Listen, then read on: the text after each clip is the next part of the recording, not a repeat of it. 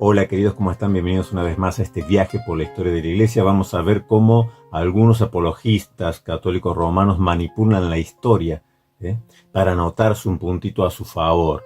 Ustedes saben que la historia es toda una película. Yo si solo puedo mostrarte un fotograma, claro, depende qué fotograma de esa película te muestre, estoy manipulando la historia y puedo hacer que este hecho se vea desde una perspectiva según me convenga y no se vea desde las distintas perspectivas que tal vez me son mayoritariamente contrarias. Bueno, esto es lo que ha hecho el doctor Egolatrus, que ha debatido en su último debate con el doctor Mesmer y nos habló allí acerca de la supremacía del Papa, bueno, de cómo el Papa fue reconocido, esta jurisdicción universal, o este primado universal, o esta superioridad del obispo de Roma sobre los demás obispos. Y nos mencionó, por ejemplo, el concilio de Éfeso. Claro, en el concilio de Éfeso vamos a ver qué pasó.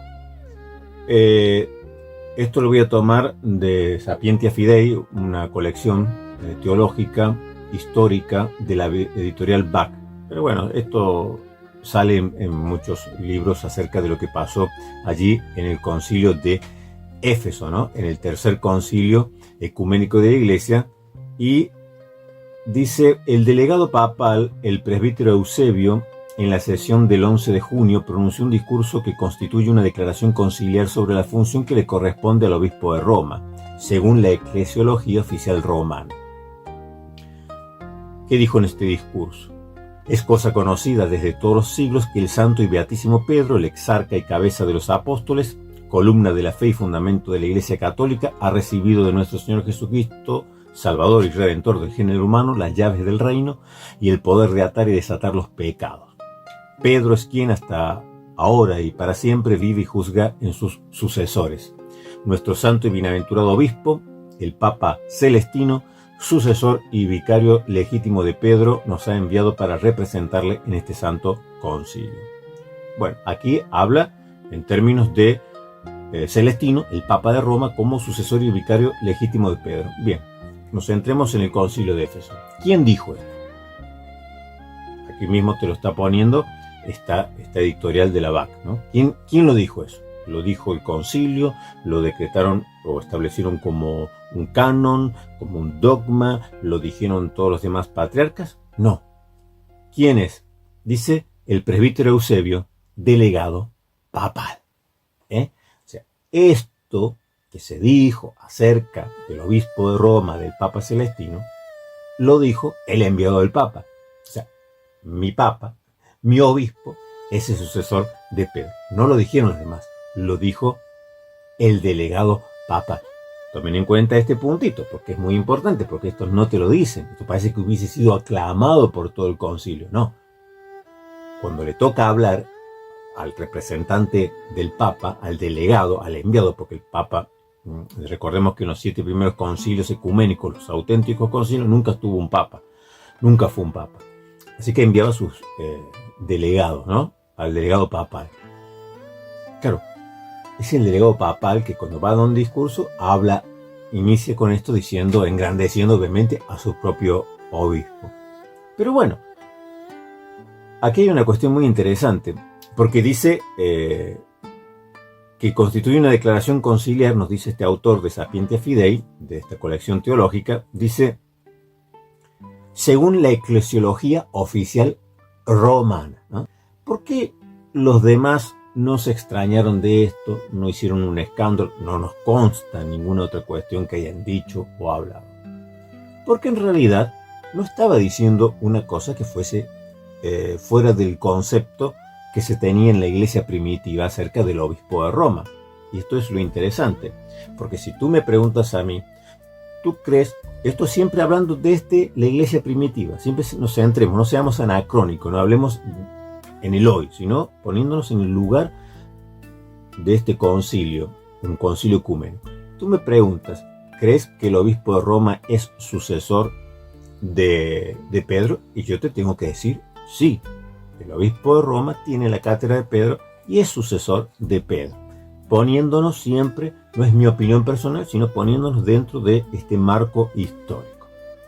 ¿Y por qué esto no sonaría una cosa extraña en aquella época?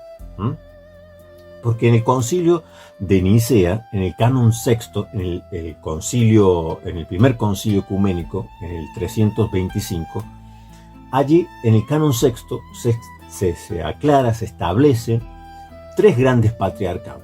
Son los que menciona: Alejandría, Antioquía y Roma. Y se dice que los obispos, que vendrían a ser los metropolitas, porque recordemos que hasta muy posterior, creo que en el año 500 y pico recién se le atribuye el título de patriarca, ¿no? Es decir, es hasta Teodosio II, es el emperador Teodosio II el que les impone el título de patriarca, pero hasta entonces eran los metropolitas, ¿no? Eran aquellos que estaban los presbíteros, que eran los sacerdotes, los pastores, los líderes de cada congregación local.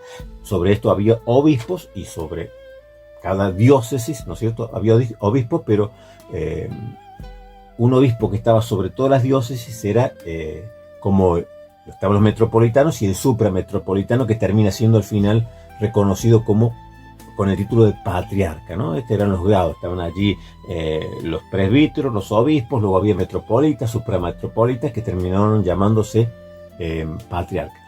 Y dice que estos suprametropolitas o metropolitas, que eran lo que luego se conocerían como patriarcas, tenían jurisdicción y autoridad suprema sobre su jurisdicción. Y esto lo establece el concilio de Nicea en el canon sexto, que el de Roma tiene autoridad sobre su jurisdicción, que el de Antioquía tiene autoridad sobre su jurisdicción, y que el de Alejandría tiene autoridad sobre su jurisdicción. No dice que el de Roma tiene jurisdicción universal, sino que establece que cada uno de ellos tiene jurisdicción, autoridad suprema sobre su propia jurisdicción. Y esto es algo muy importante, porque allí te está diciendo que el obispo de Roma no tiene autoridad sobre los otros patriarcados, sino que tiene autoridad sobre su propio patriarcado, así como lo tiene el de Antioquía y el de Alejandría. Los pone a los tres en el mismo lugar. Esto porque todavía no había surgido Constantinopla como la segunda Roma, que luego ocupará el segundo lugar en importancia, como siempre les aclaro. Entonces, como esto, con la gran importancia que se le dio el concilio de Nicea, estas tres sedes quedaron marcadas para siempre como las tres sedes, las tres grandes sedes de la iglesia. Pero claro, en Antioquía había estado Pedro.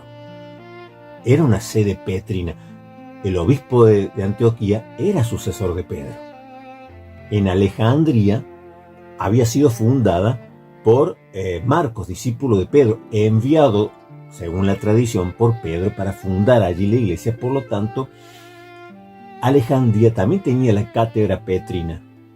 También el obispo de Alejandría era sucesor de Pedro. Y Roma, donde Pedro estuvo y murió, según la tradición, también tenía la cátedra petrina, y también era legítimo sucesor de Pedro. Por lo tanto, no era de extrañarse, porque esto hasta el Papa Dámaso lo llega, también era como propicio a esto, favorable a este concepto, de que la sede petrina era una, pero estaba en tres lugares, y que los sucesores de Pedro eran el obispo de Roma, el de Antioquía y el de Alejandría. Pero esto no lo digo yo. Esto lo dice el Papa Gregorio Magno en el siglo VI. Gregorio Magno, como dicen allí en Madrid. Gregorio Magno. El Papa Gregorio I, Gregorio Magno, en el siglo VI, le escribe una carta al patriarca de Alejandría de nombre Eulogio, y ustedes esto lo pueden buscar, porque esto no es un misterio, no está en sánscrito, no está en algo que no se pueda encontrar. Y si no lo encuentran, pues yo les voy a decir en dónde lo van a encontrar, que yo la tomé de ahí, esta carta de Gregorio I Magno al obispo o patriarca de Alejandría en el año 597. Esto está en el libro de Manuel Sotomayor, Historia del Cristianismo, en el tomo 1, El Mundo Antiguo, de la editorial Trota, del año 2003. Esto está en la página 543 y 544. En esta página está esta cita donde menciona esta carta que le envía Gregorio, el Papa Gregorio le envía al patriarca de Alejandría, Eulogio, y le dice que cuando el patriarca de Alejandría habla Pedro, porque dice que la cátedra de Pedro, esto lo dice el propio Papa de Roma, el obispo de Roma, Gregorio Magno, dice que la cátedra de Pedro está en Alejandría. Y dice el Papa que en Antioquía, cuando habla el obispo de Antioquía, está hablando Pedro, porque la cátedra de Pedro está en Antioquía. Y que cuando él habla, también habla Pedro, porque está la cátedra de Pedro también en Roma. Es decir, que la sede petrina es una, pero está en 3 lugares. Que la cátedra de Pedro está en 3 lugares. Entonces, esto no lo está diciendo cualquier berenjena, lo está diciendo el propio Papa, el gran Papa, el Papa Gregorio Magno. Y como les digo, esto es verificable, esta epístola al patriarca Eulogio, pues la pueden ustedes constatar históricamente que existe y que esta era la opinión. Entonces, ¿cuál era la opinión hasta entonces? Según el Concilio de Nicea, que marca la grandeza y menciona a estas 3 sedes cuyos obispos tienen autoridad suprema sobre sus respectivos territorios, entonces, y como las 3 reclamaban para sí la autoridad petrina, el obispo de Roma dice: no hay ningún problema, claro, la cátedra de Pedro la tenemos entre los 3, y la sede petrina entre los 3, y los sucesores de Pedro somos los 3. Por eso no era de extrañarse que en el concilio de Éfeso pueda pararse el obispo de Roma y decir: el Papa Celestino es sucesor de Pedro. Claro, lo que no dice es que es el único sucesor de Pedro, ni el exclusivo sucesor de Pedro. Por eso no sonaba extraño para ese entonces, porque hasta mucho tiempo después, digamos en el 597, el mismo Papa de Roma dice que sí, que la sede petrina está en 3 lugares. Entonces, si tú no miras toda esta película, claro, te puede engañar, porque son muy astutos, muy hábiles en tomar un fotograma que les conviene de la película y presentártelo como si fuera la película entera, como si fuera toda la historia. Pero no es toda la historia. Entonces, empezamos por allí. Empezamos con este pequeño detalle de lo que se dijo del concilio de Éfeso. Que el que lo dijo era el delegado papal. No lo dijeron los demás no dijeron nada, no lo dijo el concilio, no lo establecieron como un canon, no lo establecieron como algo oficial. Esto es el legado papal. Y empieza diciendo así: nuestro Papa, el Papa Celestino, que nos envía, es el sucesor de Pedro. Como les digo, yo mismo no hubiera dicho ni pío, le hubiera dicho: tienes razón, el obispo de Roma es sucesor de Pedro, pero también es sucesor de Pedro el de Antioquía, y es sucesor de Pedro el de Alejandría, ¿no? Y esto duró hasta bastante tiempo. Pero pasa, miren, si no hubiera surgido Constantinopla, 3 hubieran sido los sucesores de Pedro hasta hoy, y 3 hubieran sido la cátedra, o sea, la cátedra de Pedro en 3 lugares hasta hoy. Pero el problema es que luego surge Constantinopla, desplaza a Alejandría, desplaza a Antioquía, desplaza también a Jerusalén, que por entonces estaba, digamos, absorbida dentro de lo que sería todo lo que era Palestina y Siria, estaba dentro de Antioquía, de la sede patriarcal de Antioquía. Recién al último se le da un honor a Jerusalén y se le pone como el 5º patriarcado dentro de la pentarquía, dentro del gobierno de los 5, ¿sí?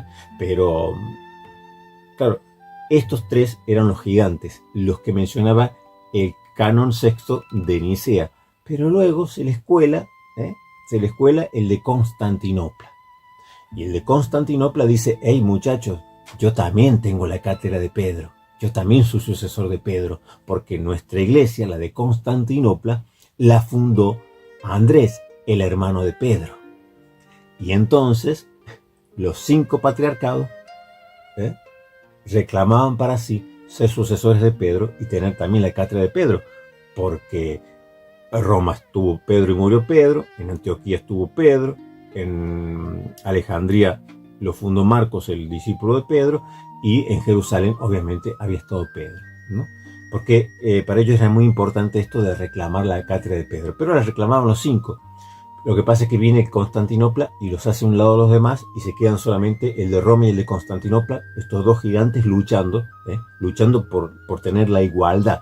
Los dos considerándose sucesores de Pedro, los dos considerándose que tenían la cátedra de Pedro.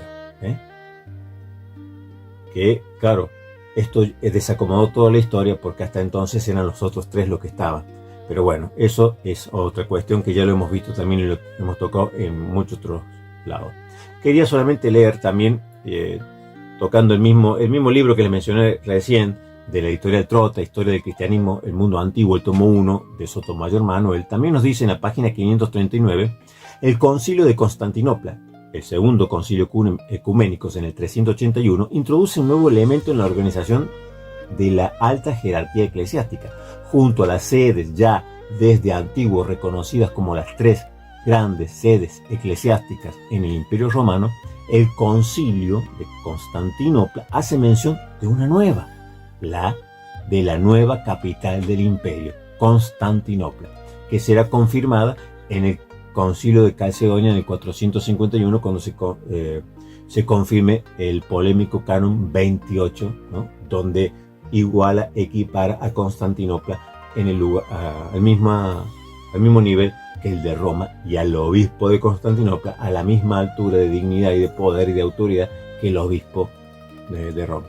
Allí desequilibrará toda la balanza. Bueno, pero si no hubiera surgido esto que está diciendo, si no hubiese Constantino fundado, obviamente allí Constantinopla, y este patriarca hubiera tenido esta dignidad por ser la segunda Roma, por ser la capital del Imperio Romano, la capital donde moraba ahora el emperador, si no hubiera existido Constantinopla, hoy estaríamos hablando de tres sedes petrinas, de tres sucesores de Pedro, sin ningún problema, como se hablaba antes, que empezara ya la gran disputa, porque esto es lo que los papas querían. Los papas no se oponían a esto. Los que los papas se oponían era al de Constantinopla. Recordemos, Gregorio Magno, que reconoce que la sede petrina está en tres lugares y que los sucesores de Pedro son tres, y que cuando Pedro habla por la boca de los tres patriarcas, recordemos que para ese entonces el de Constantinopla, el patriarca,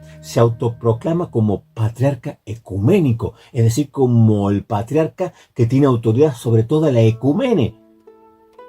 O sea, por encima del obispo de Roma. ¿Se dan cuenta? Cuando está Gregorio Magno, el patriarca de Constantinopla se autoproclama, se autopercibe como un patriarca ecuménico. Quiere decir que es un patriarca que tiene autoridad ya no solo sobre Constantinopla, sino sobre toda la ecumene. Entonces Gregorio Magno, claro, se rebela contra esto, dice no. Y él se autoproclama como siervo de los siervos del Señor. Como diciendo, tú te jactas y te ensalzas llamándote patriarca ecuménico, que esto es diabólico. Yo me considero siervo de los siervos del Señor. Para que vean que este fue el verdadero conflicto, porque si no, los papas hubieran estado felices y contentos y no hubieran tenido ningún problema en que la sede petrina se reconociera sobre tres lugares, los tres antiguos que menciona el Concilio de Nicea. Lo que pasa es que luego, claro, toda la disputa cambió y se centró solamente en dos, Roma, Constantinopla, peleándose por el poder hasta que finalmente se separan en el 1054. Bueno, ahora quería leerles un poquito, porque el problema es que, claro, tengo muchos datos, muchas fuentes, muchas citas, y yo sé que es engorroso leer y para ustedes escuchar, pero bueno, claro, ¿por qué les digo yo siempre que no me gustan los debates y se me sería muy difícil debatir con un católico romano? Porque el católico romano te tira con fotogramas, te agarra una foto de la historia de la iglesia y te la tira, y con eso refutado. No, papi, no me vengas a refutar a mí con un trocito de la historia. Preséntame toda la historia. Por eso cuando tuvieras que debatir con un católico le tendrías que presentar toda la historia, porque para tocar este solo punto que tiró así al pasar Dante Urbina, y si cree que con esto aplastó a Mesmer y aplastó a todos los protestantes, lo que está haciendo es una manipulación, pero para demostrar que es una manipulación, ¿cuántas fuentes tengo que sacar? ¿Cuántos tiempos? Tengo que tirarte una hora Entonces es imposible, porque tenés que explicar toda la historia de la iglesia para demostrar que realmente se están manipulando la historia y que lo que está diciendo es una falsedad, porque solo te muestra una parte, una perspectiva que le favorece, pero no te muestra, te esconde todas las demás perspectivas de esa misma historia, todas las demás tomas, fotogramas de esa misma historia, que hacen la película completa. Bueno, nos dice Klaus Schatz, un libro que yo siempre menciono, El primado del Papa, su historia desde los orígenes hasta nuestros días, de la colección Presencia Teológica, el número 85 de la editorial Sal Terrae del año 1996. Esto de la página 24 a la 39, más o menos de allí tomo. Recordemos que Klaus Schatz es un catedrático católico romano y que es sacerdote. No solo que es catedrático, sino sacerdote. No sé si ya murió, creo que ya murió, pero era sacerdote católico romano y catedrático de historia católico romano. Nos dice que la primera etapa, desde el año 100 en la iglesia, se caracteriza por la importancia religiosa y espiritual que se reconoce a la iglesia romana. La primera etapa, que él va a tocar acerca de la historia, dice, se caracteriza a partir del año 100 por la importancia religiosa y espiritual que se le reconoce a la Iglesia de Roma, pero que no se entiende aún de forma jurídica, porque como yo siempre les digo, el papado es un desarrollo histórico, progresivo, no como te lo quieren presentar los católicos romanos o estos apologistas que son tan anacrónicos que quieren presentarte el papado como ya presente en el siglo I y ya presente y con todas las funciones y todas las características y con todas las prerrogativas que se atribuyen en el siglo XII, en el siglo XX o ahora en el siglo XXI. Pues no. Como nos dice él, se le reconocía a la Iglesia de Roma desde el año 100 una gran importancia, pero espiritual, no jurídica. No existía eso de que Roma, la Iglesia de Roma, tenía supremacía de jurisdicción sobre las demás iglesias. Eso es un desarrollo muy posterior. Entonces él menciona, este autor, la epístola de Clemente, la carta de Clemente que se le atribuye a Clemente, que es del año, se considera del año 95 después de Cristo, ¿no? Y dice, escrita hacia el año 95, es efectivamente un primer documento que testifica esa responsabilidad de la comunidad romana hacia las otras iglesias. Su denominación es una construcción literaria posterior, quiere decir que posteriormente se le llamó epístola de Clemente, porque no está firmada por Clemente, no menciona a Clemente en ningún lado y siempre se dirige la carta, habla en nosotros, nos, en plural, nunca en singular.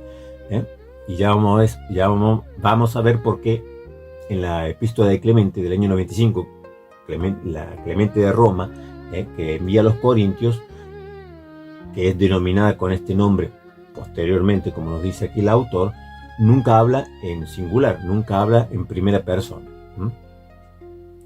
Y dice, su denominación es una construcción literaria posterior según la lista de obispos transmitida más tarde por Hegesipo. Clemente era por entonces el tercer sucesor de Pedro en la sede de Roma, pero su nombre no consta como remitente de la carta, el remitente es más bien la comunidad romana. Presten atención a lo que dice aquí este autor, sacerdote y catedrático católico romano.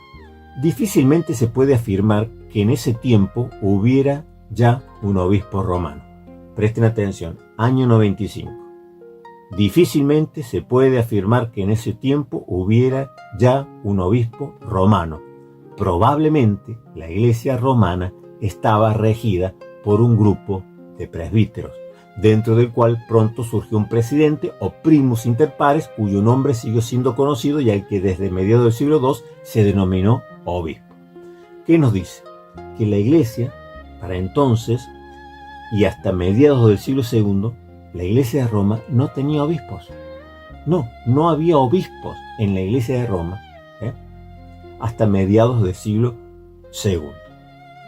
Tengan en cuenta, esto lo hizo un catedrático sacerdote católico romano,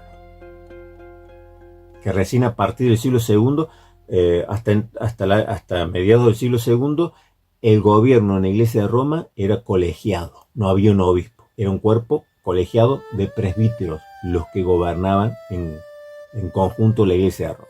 Pero leamos otro autor. ¿Por qué? También, ¿qué hacen estos estos apologistas católicos romanos te toman un autor que les beneficia, te sacan una cita, generalmente fuera del contexto, y te la tiran por la cabeza y con eso te gritan refutado, refutado, refutado. Pero bueno, no es solamente tomando a un autor, hay que tomar a varios, aunque no te favorezcan. Pero tomemos a Norbert Brox, profesor de Historia de la Iglesia Primitiva y Patrología en la Universidad de Ratisbona, a ver qué nos dice. La afirmación de que Pedro había sido el primer obispo de Roma surgió en el siglo II con unas motivaciones dogmáticas. La afirmación de que Pedro había sido el primer obispo de Roma surgió recién en el siglo II con unas motivaciones dogmáticas. Sabemos sí con gran seguridad que Pedro estuvo en Roma y que allí murió mártir, pero nada sabemos sobre su actividad en la capital ni sobre su papel en la comunidad romana. Que fuera su obispo está excluido, ya que por la historia del ministerio episcopal monárquico consta con toda certeza que hasta aproximadamente el 140 después de Cristo en Roma, como en otras iglesias regionales, no hubo obispos únicos, sino siempre un colegio episcopal. No hay duda de que en Occidente el episcopado monárquico apareció más tarde aún que en Oriente. Esto está en el libro de Brox Norbert, profesor de Historia de la Iglesia Primitiva y Patrología de Ratisbona, en su libro Historia de la Iglesia Primitiva de la Biblioteca de Teología 8, editorial Herder, una editorial nada sospechosa de ser anticatólica, pues es bastante católica la editorial Herder. Herder y Labac son ultra católicas. Esto está en la página 136, 138. Ya tenemos otro autor catedrático que nos dice que para el año 140, hasta el año 140, no hubo obispos en la iglesia de Roma, que por lo tanto Pedro no puede haber sido su primer obispo, porque no había obispo hasta el 140 en la iglesia de Roma. Pero vayamos a otro catedrático, que justo lo tengo por aquí, el libro, Laboa Gallego, también de la Universidad Gregoriana de Roma, historiador, Juan María Laboa Gallego, un historiador católico romano, en su libro Historia de los Papas. ¿Qué nos dice? En la página 32 y 33 nos dice: tanto el Pastor de Hermas como las cartas de Clemente y de Ignacio de Antioquía reflejan esta estructura presbítero episcopal de la primera mitad del siglo II. Eran los presbíteros quienes dirigían el gobierno efectivo de la comunidad romana. Tenemos a tres catedráticos importantes de tres de importantes universidades de renombre. No son cualquier pringundines. Estos son catedráticos católicos romanos que nos dicen que hasta el siglo II, mitad del siglo II, año 140, no hay obispos en Roma. Era gobernado por un colegio, un cuerpo de presbíteros, para que tengan en cuenta. Ahora, vamos a ir leyendo un poquito también qué nos dice este libro, Compendio de Historia de la Iglesia Antigua, de la editorial EUNSA, de la Universidad de Navarra, del 2009, en la página 141, del sacerdote y catedrático Ramos Lizón, Domingo Ramos Lizón, también experto en patrología y en historia de la Iglesia.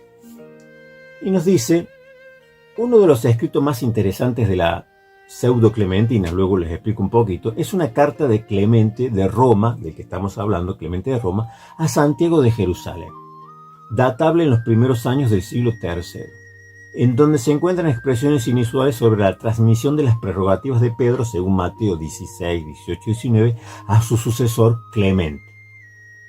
Clemente se dirige a Santiago como obispo de obispos y cita las últimas palabras que Pedro había dirigido a la iglesia de Roma, para comunicarle su decisión de transmitir su poder de atar y desatar a Clemente.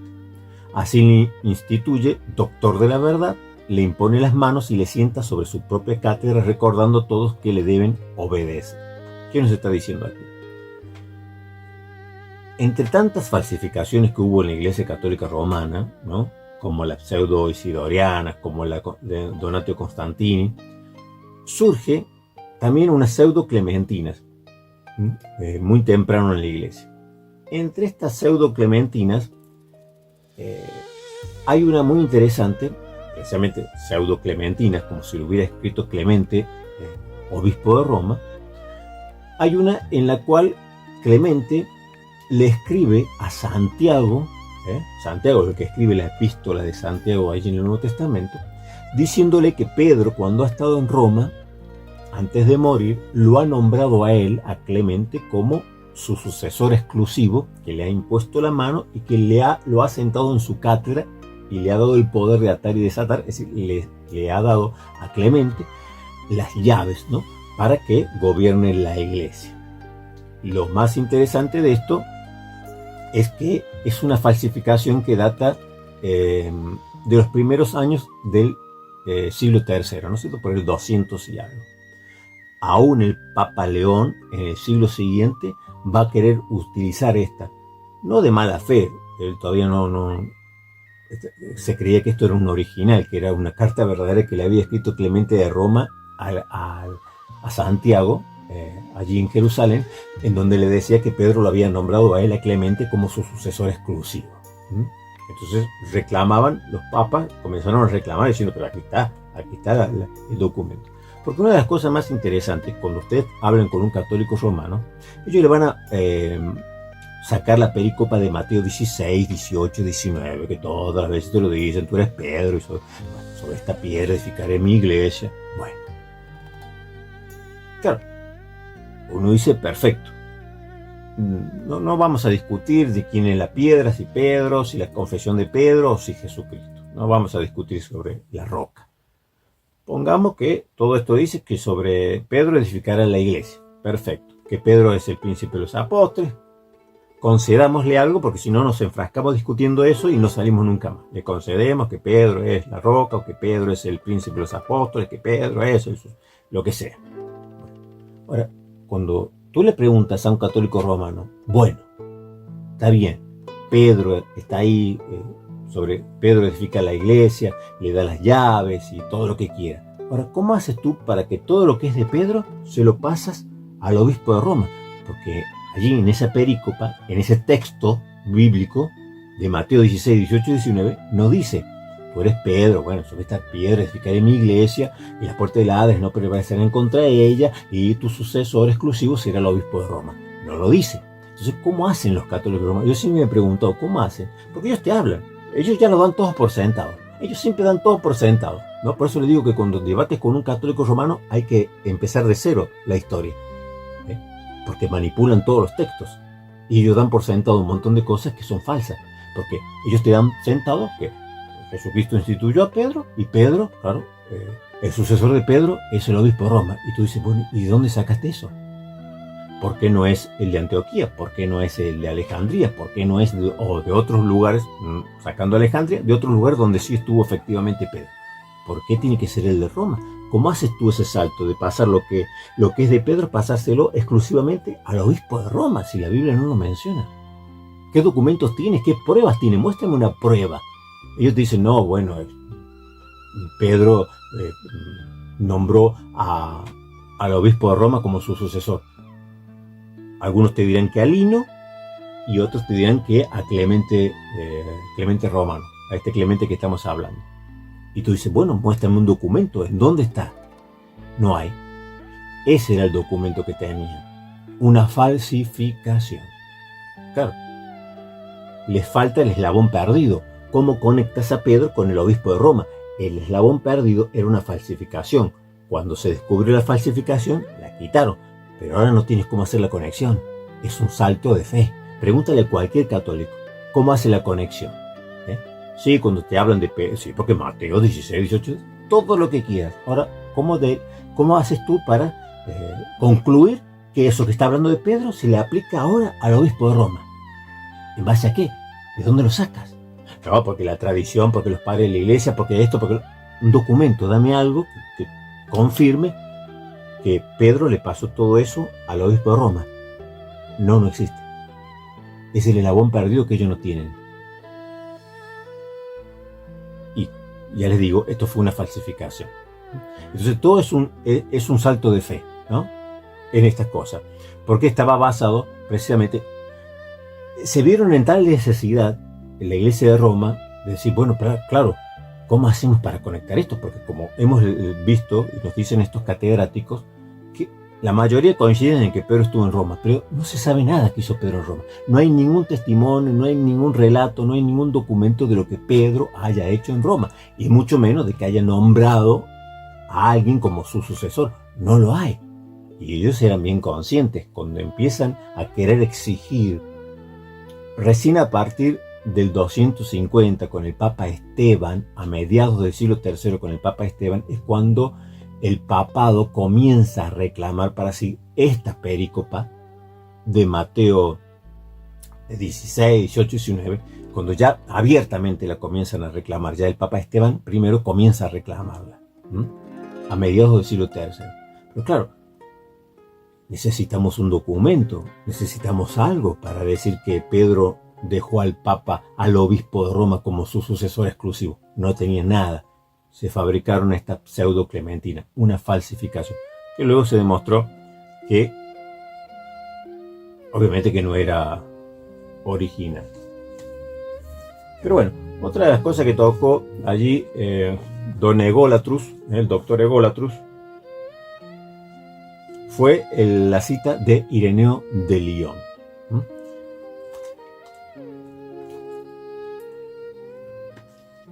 En el libro tercero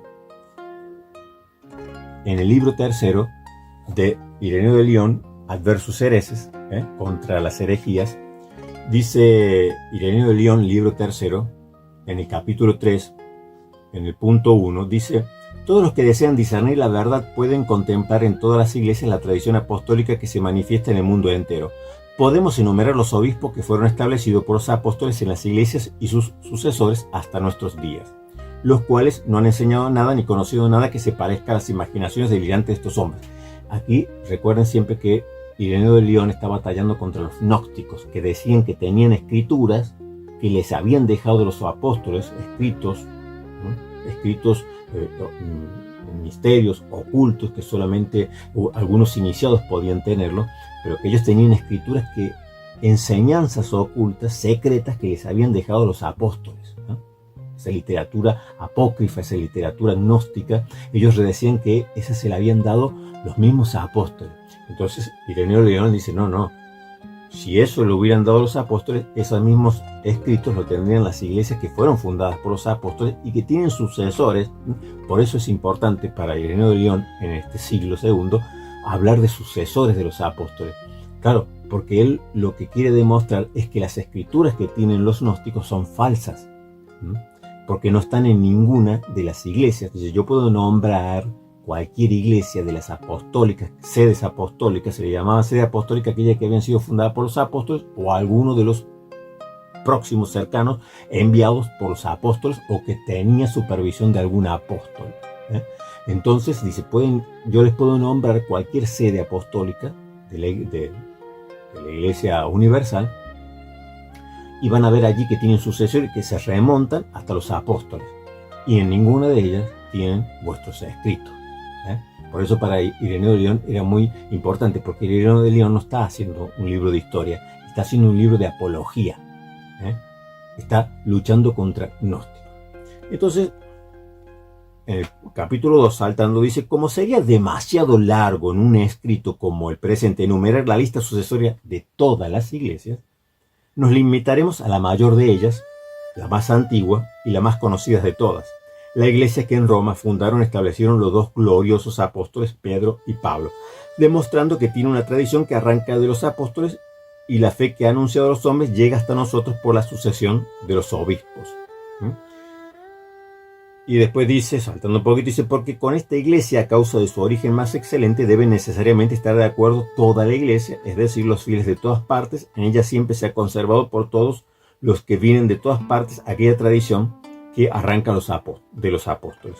Y en el 3 comienza a mencionar, en efecto, los apóstoles. Nunca menciona solamente a Pedro, nunca dice que Pedro fundó la iglesia de Roma, siempre dice los apóstoles, habiendo fundado y edificado esta iglesia, entregaron en plural. No dice que Pedro entregó a Lino o lo puso como sucesor exclusivo. Ireneo de León no está diciendo eso. Está diciendo que Pedro y Pablo fundaron la iglesia de Roma, aunque ya sabemos que no es que ellos la iniciaron, sino que por una cuestión, digamos, de espiritualmente, la fundaron, porque la iglesia de Roma ya existía antes que fuese Pedro y que fuese Pablo, ¿no?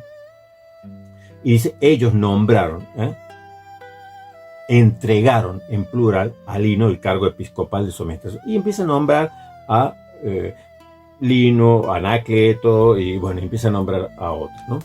Este texto también lo tomó Dante Urbina para manipular acerca de, claro, la supremacía de Roma y la supremacía del obispo de Roma.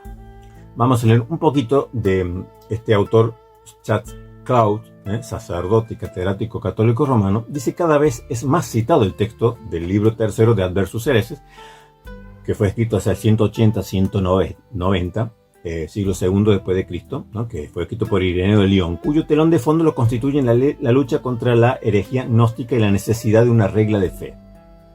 Contra las tradiciones secretas de los gnósticos, Ireneo apela a la tradición oficial de las iglesias ligada al ministerio episcopal.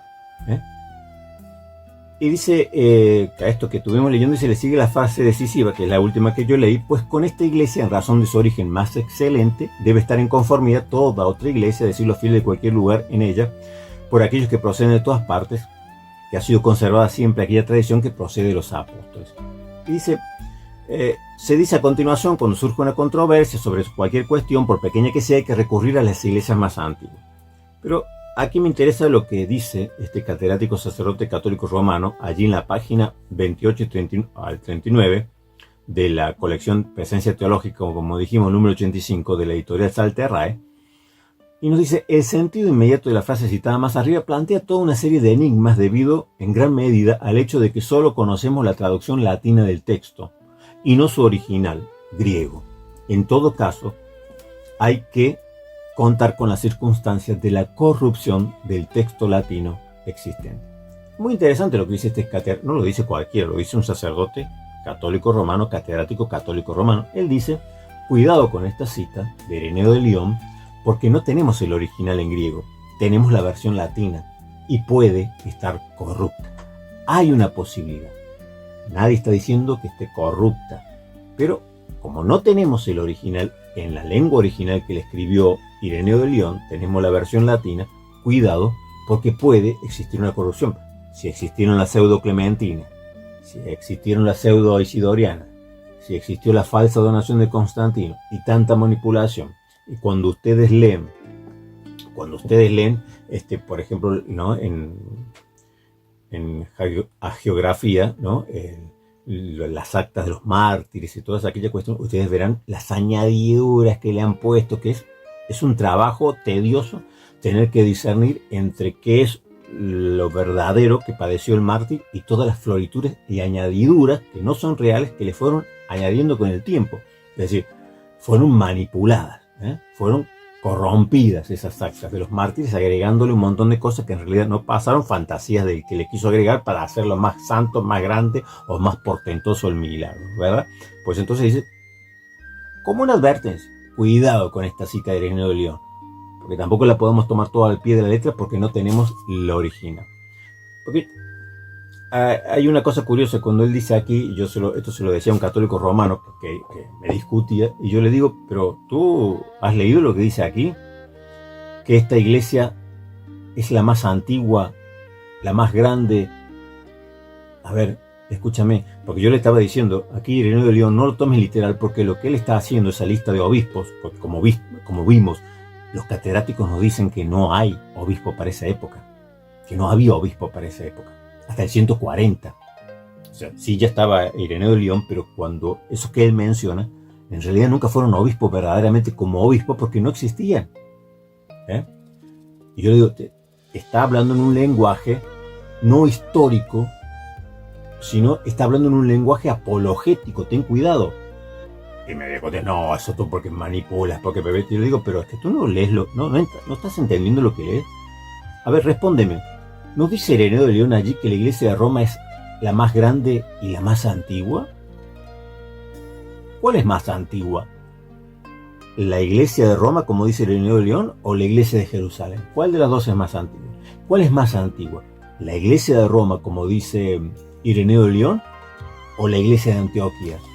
Todos sabemos que más antigua es Antioquía, que más antigua de todas es Jerusalén, donde la cuna, donde nace allí el cristianismo.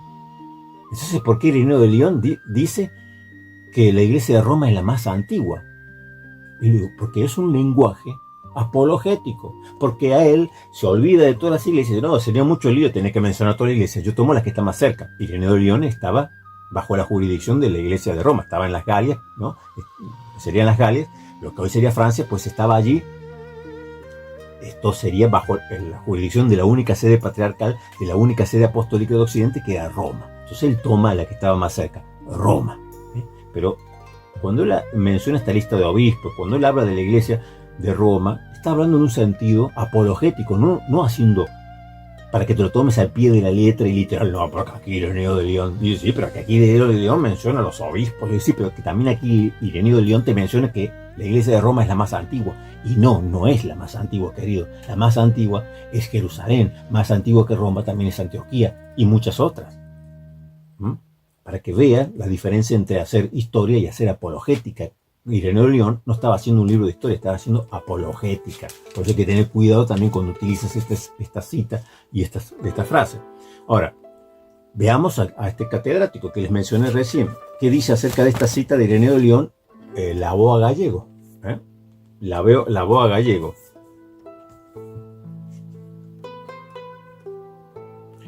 Esto también en el libro Historia de los Papas, en la página 32 y 33, nos dice, ¿quiénes son, pues, esos que menciona Ireneo de León? Lino, Cleto, Clemente, Evaristo, Alejandro, Sixto, Telésforo, Higinio o Pío, que aparecen en la lista de los obispos de Roma como los primeros sucesores de Pedro. No se sabe con certeza. Ciertamente no eran obispos de la ciudad en el sentido de gobernantes únicos en cada momento, ya que, como he indicado, el gobierno era colegial, es decir, no había obispos. Por lo tanto, estos que menciona Ireneo de León, porque él lo menciona después, está haciendo un relato anacrónico, Ireneo de León. Como en su época ya había obispos, y él no se preocupa por hacer un tratado histórico, está debatiendo con gnósticos, con herejes, entonces él dice, porque lo que le importa demostrar a Ireneo de León no es la sucesión apostólica. Lo que le interesa demostrar a Ireneo de León es que las escrituras que tienen los gnósticos no las escribieron ni las dejaron los apóstoles, porque las iglesias como Roma, que sí fueron fundadas por apóstoles, y ya sabemos que tampoco la fundaron, pero ese lenguaje apologético. Ireneo de León dice que la iglesia de Roma la fundó Pedro y Pablo, pero no la fundaron ellos. Ya estaba mintiendo Ireneo de León cuando le decía esto a los gnósticos. No, estaba haciendo un debate apologético, no literal histórico, porque a él lo que le interesaba no era si la iglesia de Roma la fundó Pedro y Pablo literalmente o espiritualmente. No le importaba si cuando dice que Roma es la más antigua, pero estaba mintiendo entonces, porque la más antigua no era Roma, era Jerusalén y era Antioquía. No estaba mintiendo, ahí estaba haciendo una apologética.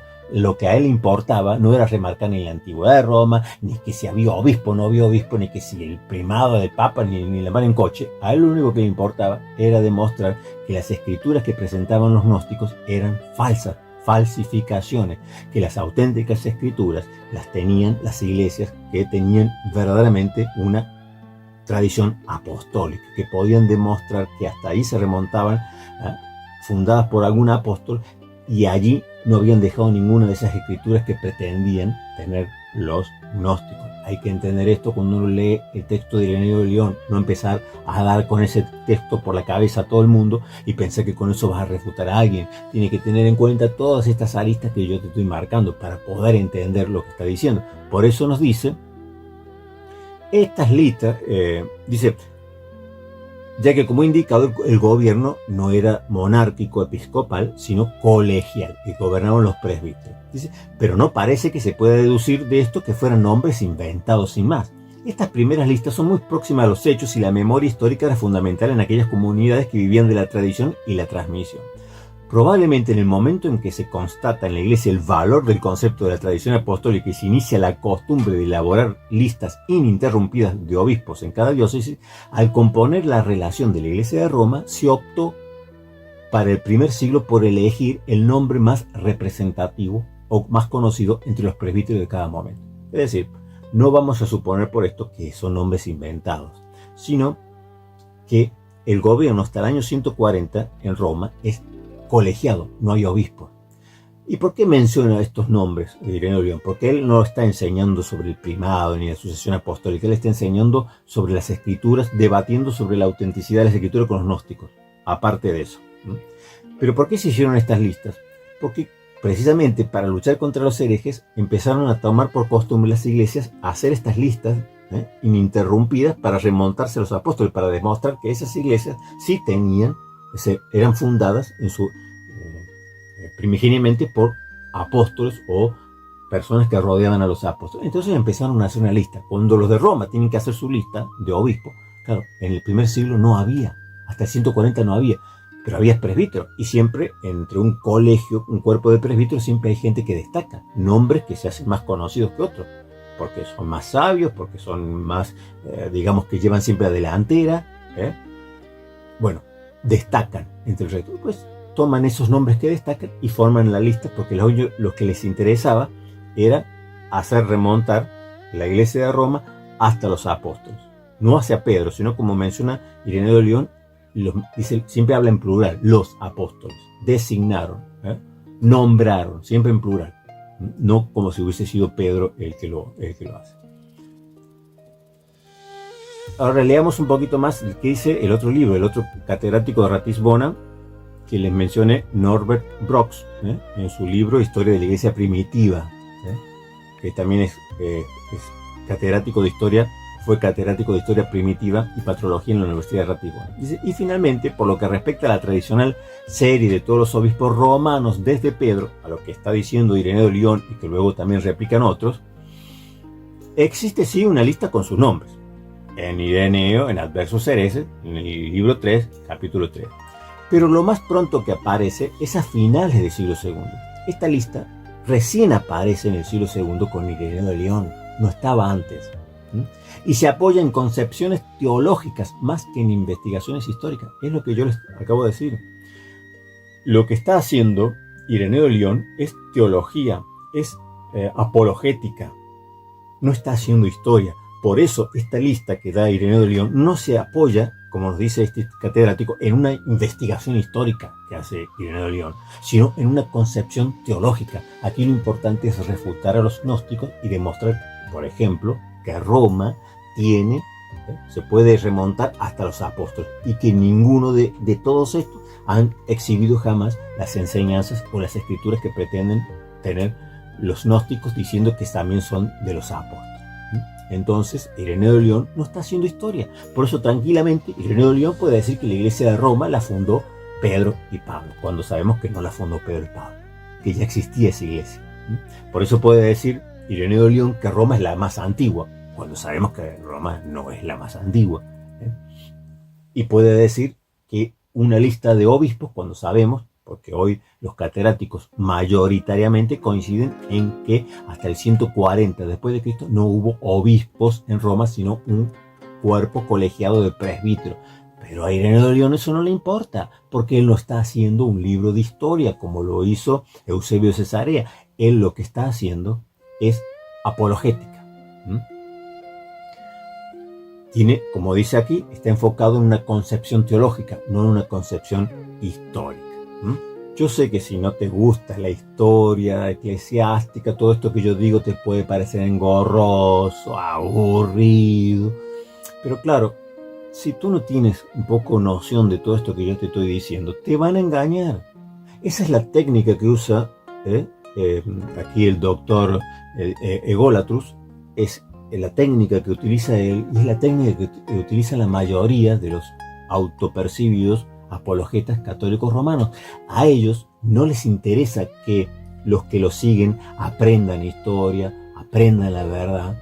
Yo les he mencionado catedráticos católicos romanos. Son católicos romanos y de los que he nombrado varios son sacerdotes o han sido sacerdotes porque ya han fallecido, pero no han tenido ningún problema en darte toda la película, no el fotograma que a ellos les conviene, como hace el doctor Ególatros, como hacen un montón de otros apologistas católicos romanos, que claro, en el debate no da tiempo.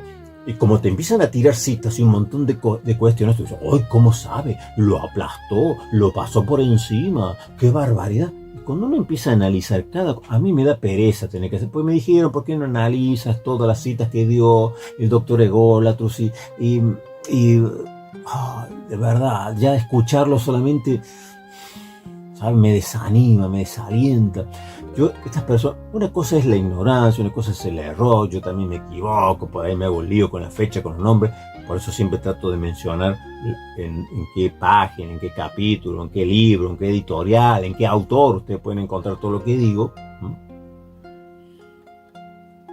Pero esto no es un error, esto es manipulación, y esto es lo que a mí me enfada, esto es lo que a mí me enoja, me disgusta, me desalienta. Yo no quiero saber absolutamente nada con esta apologética católica romana porque son manipuladores de la historia. Así como manipulan la Biblia, así te manipulan la historia.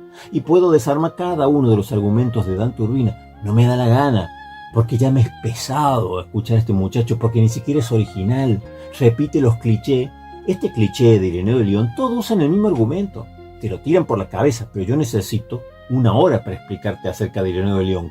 Me ha llevado una hora explicarte para que tengas todo el pantallazo, para que tengas toda la película completa. Y no solamente un texto sacado fuera de contexto como hacen ellos. Pero a ellos no les importa. En un debate, que no era un debate, que fue un falso debate, ¿qué hizo? Empezó a tirar citas, un montón. Yo quisiera saber que me dijese uno solo, de todos los que escucharon, de todos los seguidores de Dante Urbina, todo católico romano que escuchó el debate con Mesmer, que lo dio ganador a Urbina, yo quisiera saber que me dijese uno. Yo verifiqué todas las citas que dijo Dante Urbina. Me puse a estudiar, investigar, escudriñar todas las citas que dio. Ninguno. Estoy seguro que ninguno, porque no les importa.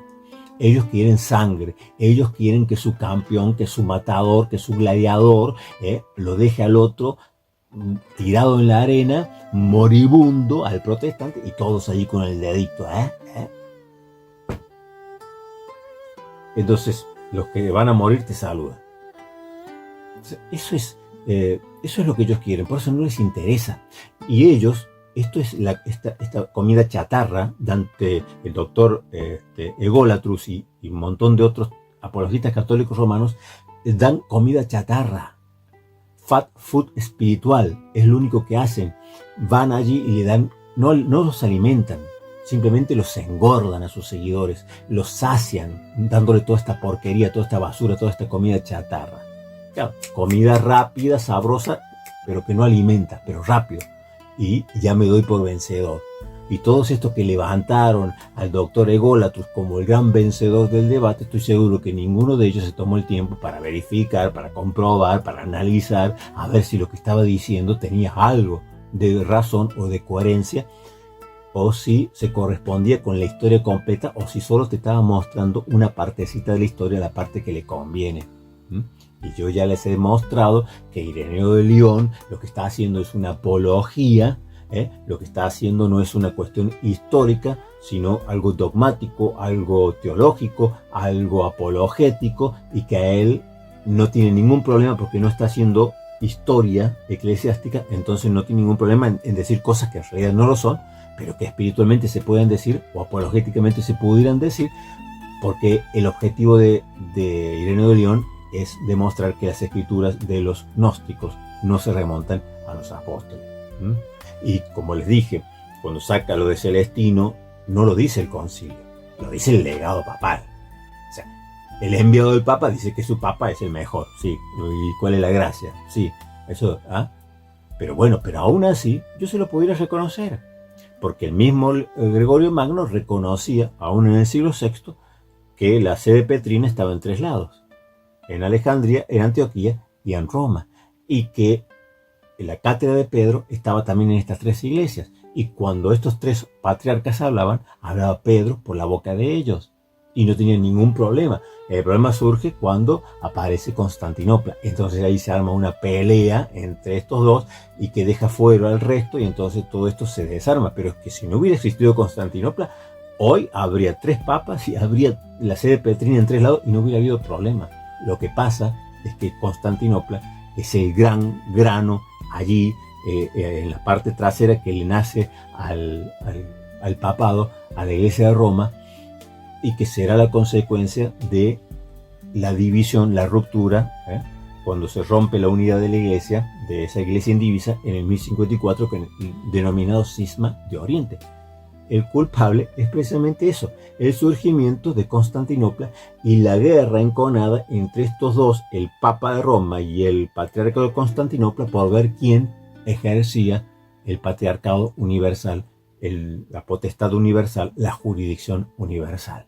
Los dos decían tener la dignidad y tener la autoridad o reclamarla para sí. Básicamente, por más que digan, no, pero es que el obispo de Roma se le reconocía un primado de honor, sí, pero de honor, pero de autoridad y de jurisdicción siempre estuvo en pugna entre los dos. Y eso fue lo que rompió y terminó rompiendo la unidad de la Iglesia. Si no hubiera existido Constantinopla, yo les aseguro que hoy, aunque esto todos sabemos que es contrafáctico, ¿no? Estamos hablando de suposición, pero viendo lo que Gregorio Magno decía, lo que los papas de los primeros siglos decían, que no había ningún problema, porque el Concilio de Nicea, el Canon Sexto, hablaba de estas 3 grandes sedes, que cada uno tenía autoridad suprema sobre su sede, pues entonces no había ningún problema en decir que estas 3 sedes eran sedes petrinas, sucesores legítimos de Pedro. Entonces yo le concedería al obispo de Roma tranquilamente que sí, que es sucesor de Pedro, pero que el de Antioquía también es sucesor de Pedro y que el de Alejandría también es sucesor de Pedro, como lo dijo el Papa Gregorio Magno. Así que ya ven, queridos, no se dejen manipular, no se dejen engañar, no se dejen desalentar. Yo sé que después de los debates algunos están buscando como una confirmación, a ver si me voy a Roma, me paso, dejo el católico. Estudien. No vas a ganar nada con dejar el evangelismo, el evangelicalismo, el protestantismo para pasarte a Roma.